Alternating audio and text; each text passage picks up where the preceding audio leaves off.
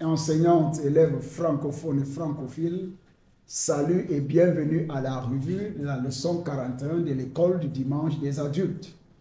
Nous vous remercions pour l'écoute de toutes nos précédentes revues de l'école du dimanche des adultes.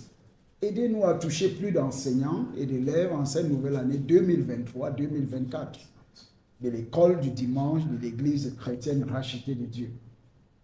Aimez, partagez et abonnez-vous à cette chaîne YouTube. Joyeux mois de juin 2024. Que Dieu vous bénisse tous au nom de Jésus-Christ. Amen. Félicitations. Je suis votre hôte et frère, pasteur Paul Ézéchiel. En leçon 41, qui sera enseignée le 9 juin 2024, le thème de notre étude, c'est le christianisme culturel. Le christianisme culturel. Prions. Père Tout-Puissant, fais de moi une lumière brillante au nom de Jésus-Christ. Père Tout-Puissant, fais de moi une lumière brillante au nom de Jésus-Christ. Au nom de Jésus-Christ, nous avons prié. Amen. En connaissance préalable, lors de la leçon précédente, l'enseignant doit revoir la leçon de la semaine précédente sur les désastres naturels, les catastrophes naturelles.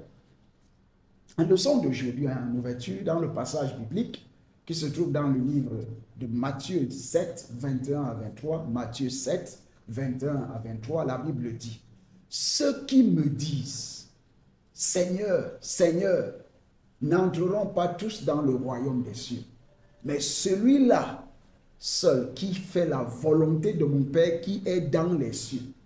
Plusieurs me diront en ce jour-là: Seigneur, Seigneur, n'avons-nous pas prophétisé par ton nom? N'avons-nous pas chassé des démons par ton nom? Et n'avons-nous pas fait beaucoup de miracles par ton nom? Alors je leur dirai ouvertement: je ne vous ai jamais connu. Retirez-vous de moi, vous qui commettez l'iniquité. Que Dieu nous bénisse au nom de Jésus-Christ. Amen. Un verset à mémoriser. Un verset à mémoriser. Notre verset à mémoriser sera tiré du livre Actes 11, 26. Actes 11, 26. Et l'ayant trouvé, il l'amena à Antioche.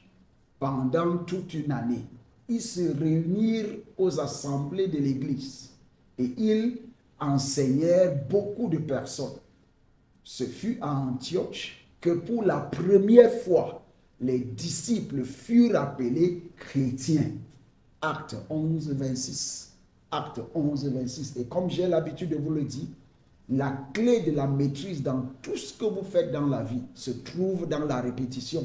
Les trois clés sont la répétition. Première clé, la répétition. La deuxième clé, c'est la répétition. La troisième clé, c'est la répétition. Philippiens 3.1. Philippiens 3.1. Paul dit dans ce passage: pour moi, de vous répéter la même chose, c'est pas pour moi, ça me se donne pas, c'est pas une gêne, c'est pas un gêne, mais c'est profitable, c'est bien pour vous que je vous répète cela. Dans le verset à mémoriser, tout ce que vous faites dans la vie et dans cette leçon, dans toute votre profession, mais répétez ça. Et l'ayant trouvé, il l'amena à Antioche. Pendant toute une année, ils se réunirent aux assemblées de l'Église et ils enseignèrent beaucoup de personnes. Ce fut à Antioche que, pour la première fois, les disciples furent appelés chrétiens. Acte 11, 26. En introduction de la leçon, la foi chrétienne est l'expérience de la vie quotidienne dans une relation dynamique et nouvelle avec Dieu. Dans Romains 10, 9 à 10, Romains 10, 9 à 10, la Bible dit: si tu confesses de ta bouche le Seigneur Jésus, et si tu crois dans ton cœur que Dieu l'a ressuscité des morts, tu seras sauvé. Amen. Car c'est en croyant du cœur qu'on parvient à la justice. Et c'est en confessant de la bouche qu'on parvient au salut. Amen. Dans Jean 1, 11 à 13, Jean 1, 11 à 13, la Bible dit, « Elle est venue chez les siens, et les siens ne l'ont point reçue. Mais à tous ceux qui l'ont reçue, à ceux qui croient en son nom, elle a donné le pouvoir de devenir enfants de Dieu, lesquels sont nés non du sang, ni de la volonté de la chair, ni de la volonté de l'homme, mais de Dieu. » Amen. Le terme même de chrétien a été inventé dans la ville d'Antioche pour identifier les premiers disciples du Christ. Comme nous l'avons vu dans le verset à mémoriser dans Actes 11, 26. Actes 11, 26. Et l'ayant trouvé, il amena à Antioche. Pendant toute l'année, ils se réunirent aux assemblées de l'Église et ils enseignaient beaucoup de personnes. Ce fut à Antioche que pour la première fois, les disciples furent appelés chrétiens, c'est-à-dire les disciples du Christ. Les premiers disciples ressemblaient tellement à Jésus que leurs détracteurs les appelaient Petit Christ. Il est regrettable qu'aujourd'hui, certaines personnes aient fait du christianisme une idéologie et une classe sociale plutôt qu'un style de vie d'obéissance à Dieu. Aujourd'hui, il existe deux types de christianisme, le christianisme culturel et le christianisme biblique. Que Dieu nous enseigne dans cette leçon au nom de Jésus-Christ. Amen. Et comme j'ai l'habitude de vous le dire, la partie en rouge, le journal de l'enseignant, le but de la leçon, les objectifs d'enseignement, le plan d'enseignement, la gestion de la revue du passage biblique, la gestion du temps, la méthode d'enseignement, tout ce bloc en rouge n'est pas à être enseigné lors de la classe, mais il incombe aux enseignants d'étudier ce bloc en rouge en profondeur lors de la revue de l'école du dimanche qui a lieu soit le jeudi, le vendredi ou le samedi pour pouvoir venir et enseigner le dimanche en toute fraîcheur. Que Dieu vous bénisse au nom de Jésus-Christ. Amen. Dans cette leçon, nous voulons étudier ce qu'est le christianisme culturel et certains de ses signes distinctifs. Grand ligne 1. Grand ligne 1. Description du christianisme culturel. Description du christianisme culturel. Point 1. Les chrétiens culturels sont des croyants nominaux qui s'identifient superficiellement comme chrétiens, mais qui n'adhèrent pas vraiment au principe de la foi chrétienne. Dans Matthieu 15, 8, la Bible dit « Ce peuple m'honore des lèvres, mais son cœur est éloigné de moi. » Ce peuple m'honore des lèvres, mais son cœur est éloigné de moi. Point 2. Il porte l'étiquette chrétien sans être personnellement convaincu que Jésus est Seigneur. Dans 2 Timothée 3,5, la Bible dit « Ayant l'apparence de la piété, mais reniant ce qui en fait la force. Éloigne-toi de ces hommes-là. » Point 3. Le christianisme culturel est plus social que spirituel. Le christianisme culturel est plus social que spirituel. Dans 1 Corinthiens 2, 14 à 15, 1 Corinthiens 2, 14 à 15, la Bible dit « Grâce soit rendue à Dieu, qui nous fait toujours triompher en Christ et qui répand par nous en tout lieu l'odeur de sa connaissance. Nous sommes en effet pour Dieu la bonne odeur de Christ, pour ceux qui sont sauvés et parmi ceux qui périssent. » Point 4. Un chrétien culturel s'identifie à certains aspects du christianisme, tels que les bonnes œuvres de Jésus. Dans Jean 6, 26 à 27, Jésus leur répondit, « En vérité, je vous le dis, vous me cherchez non parce que vous avez vu des miracles, mais parce que vous avez mangé des pains et que vous avez été rassasiés. 27. Travaillez, non pour la nourriture qui périt, mais pour celle qui subsiste pour la vie éternelle, et que le Fils de l'homme vous donnera, car c'est lui que le Père, que Dieu a marqué de son sceau. Un chrétien culturel s'identifie à certains aspects du christianisme, tels que les bonnes œuvres de Jésus, mais rejette les aspects spirituels requis pour être un chrétien au sens biblique.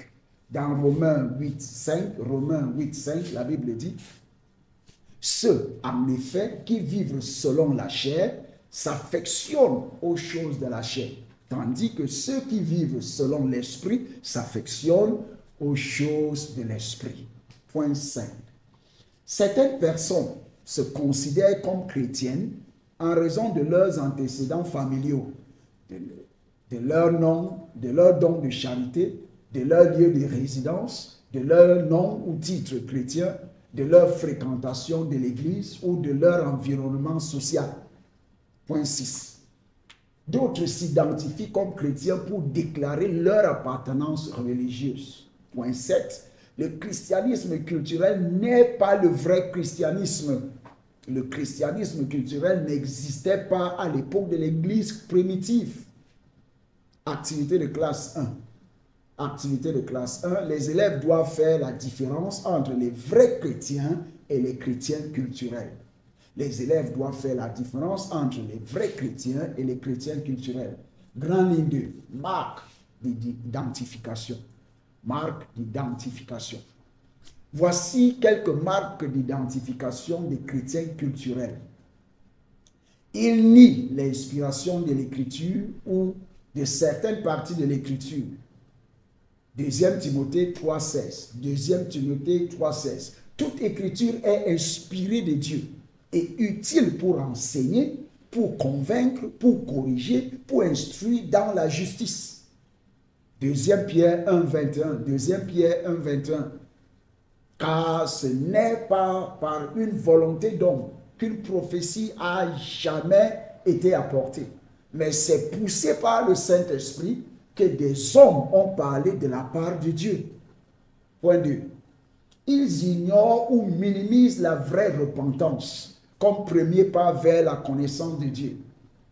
Matthieu 4,17. Matthieu 4,17. Dès ce moment, Jésus commença à prêcher et à dire « Repentez-vous, car le royaume des cieux est proche. » Dans Acte 2,38, Pierre leur dit « Repentez-vous et que chacun de vous soit baptisé au nom de Jésus-Christ pour le pardon de vos péchés et vous recevrez le don du Saint-Esprit. » Point 3. Il se concentre sur l'amour et l'acceptation de Jésus à l'exclusion de son enseignement sur l'enfer, l'obéissance et le sacrifice de soi. Marc 9,43. Marc 9,43. Si ta main est pour toi une occasion de chute, coupe-la. Mieux vaut pour toi entrer manchot dans la vie. Dans Luc 12,5, la Bible dit « Je vous montrerai qui vous devez craindre. Craignez celui qui, après avoir tué, a le pouvoir de jeter dans la géhenne. Oui, je vous le dis, c'est lui que vous devez craindre. » Point 4. Les chrétiens culturels tolèrent ou même célèbrent le péché, continuent tout en prétendant connaître Dieu. 1 Corinthiens 5, 1 à 2, 1 Corinthiens 5, 1 à 2, la Bible dit « On entend dire généralement qu'il y a parmi vous de l'impudicité et une impudicité telle qu'elle ne se rencontre pas même chez les païens. C'est au point que l'un de vous a la femme de son père et vous êtes enflé d'orgueil et vous n'avez pas été plutôt dans l'affliction afin que celui qui a commis cet acte fut ôté du milieu de vous. » Point 5. Les chrétiens culturels redéfinissent les vérités scripturaires pour s'appliquer pour s'adapter à la culture. Dans Nombre 23, 19, Nombre 23, 19, la Bible dit, Dieu n'est point un homme pour mentir, ni un fils d'un homme pour se repentir. Ce qu'il a dit, ne le ferait-il pas? Ce qu'il a déclaré, ne l'exécutera-t-il pas? Amen. 6. Les chrétiens culturels revendiquent les promesses de Dieu tout en ignorant les exigences qui les accompagnent. Psaume 56. Psaume 56. Et Dieu dit aux méchants, quoi donc? Tu énumères mes lois et tu as mon alliance à la bouche. Point 7. Les chrétiens culturels nient ou minimisent l'affirmation de Jésus selon laquelle il est le seul chemin vers Dieu. Jean 14, 6, Jean 14, 6, la Bible dit, Jésus lui dit, je suis le chemin, la vérité et la vie. Nul ne vient au Père que par moi. Point 8, les chrétiens culturels pratiquent suffisamment d'activités religieuses pour obtenir un sentiment de bien-être sans se consacrer véritablement à Jésus. Dans Romains 8, 9, la Bible dit, pour vous, vous ne vivez pas selon la chair, mais selon l'esprit. Si du moins l'esprit de Dieu habite en vous, si quelqu'un n'a pas l'esprit de Christ, il ne lui appartient pas. Point 9. Les chrétiens culturels considèrent la protection et la bénédiction comme des objectifs à atteindre, plus que comme des sous-produits d'une relation d'amour avec Dieu. Marc 12, 30. Marc 12, 30. Et tu aimeras le Seigneur ton Dieu de tout ton cœur, de toute ton âme, de toute ta pensée et de toute ta force. Point 10. Les chrétiens culturels sont tièdes et choisissent l'église qu'ils fréquentent en fonction de l'un ou de tous les éléments ci-dessus. Dans Apocalypse 3, 15 à 17, Apocalypse 3, 15 à 17, la Bible dit, « Je connais tes œuvres. Je sais que tu n'es ni froid ni bouillant. Puisses-tu être froid ou bouillant? Ainsi, parce que tu es tiède et que tu n'es ni froid ni bouillant, je te vomirai de ma bouche.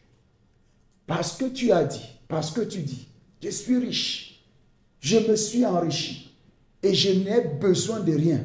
Et parce que tu ne sais pas que tu es malheureux, misérable, pauvre, aveugle et nu. Amen. En activité de classe 2, mentionner ce que les vrais chrétiens peuvent faire pour aider les chrétiens culturels. Mentionner ce que les vrais chrétiens peuvent faire pour aider les chrétiens culturels. En conclusion, dans cette leçon 41 sur le christianisme culturel, l'avertissement de Jésus dans Matthieu 7, 21 à 23, Matthieu 7, 21 à 23, ceux qui me disent, Seigneur, Seigneur, n'entreront pas tous dans le royaume des cieux. Mais celui-là, seul qui fait la volonté de mon Père qui est dans les cieux. Plusieurs me diront en ce jour-là, Seigneur, Seigneur, n'avons-nous pas prophétisé par ton nom? N'avons-nous pas chassé des démons par ton nom? Et n'avons-nous pas fait beaucoup de miracles par ton nom? Alors je leur dirai ouvertement, je ne vous ai jamais connu. Retirez-vous de moi, vous qui commettez l'iniquité. L'avertissement de Jésus dans Matthieu 7, 21 à 23 devrait être un signal d'alarme pour les chrétiens culturels. En évaluation, qui est un chrétien culturel? En prière de clôture, prions. Père Tout-Puissant, guéris tous les chrétiens culturels au nom de Jésus-Christ. Père Tout-Puissant, guéris tous les chrétiens culturels au nom de Jésus-Christ. Au nom de Jésus-Christ, nous avons prié. Amen. En devoir, citer 5 différences. 5 différences entre un vrai chrétien et un chrétien culturel. Citer 5 différences entre un vrai chrétien et un chrétien culturel. Que le Seigneur vous bénisse et vous donne la grâce de pouvoir accepter Jésus-Christ dans votre cœur comme votre Seigneur, Sauveur et Maître personnel, en toute sincérité, en toute sincérité, au nom de Jésus-Christ. Vous pouvez accepter Jésus-Christ dans votre cœur comme votre Seigneur et Maître et Sauveur personnel en confessant vos péchés et en demandant à ce que le Père soit miséricordieux envers vous et vous est purge de tout péché au nom de Jésus-Christ. Bonne lecture, bonne écoute au nom de Jésus-Christ. Que Dieu vous bénisse. Bonne semaine. Bonne semaine au nom de Jésus-Christ. Amen et au revoir.